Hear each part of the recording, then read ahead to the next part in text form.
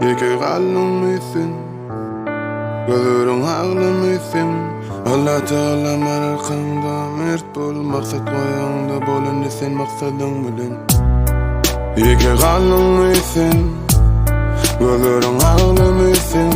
Allah Teala markanda mert bol, maksat koyanda bolun sen maksadın bilen. Bizi kakır şahsının uçuryan kanatları, kimisine biri var, kimisine ikili.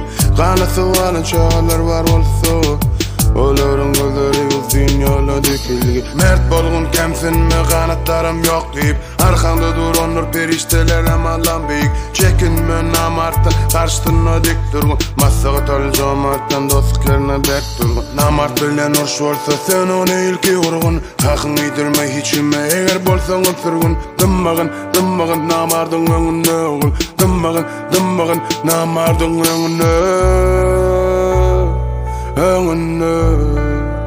namardın önüne,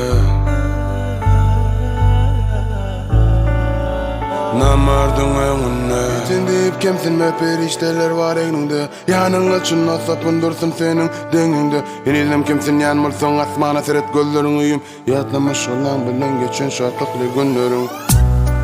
Yeke kalmamışsın, gözlerin ağlamışsın. Allah Teala markanda mert bol, maksat koyunda bolun sen maksadın bilen. Yeke kalmamışsın, gözlerin ağlamışsın. Allah Teala markanda mert bol, maksat koyunda bolun sen maksadın bilen.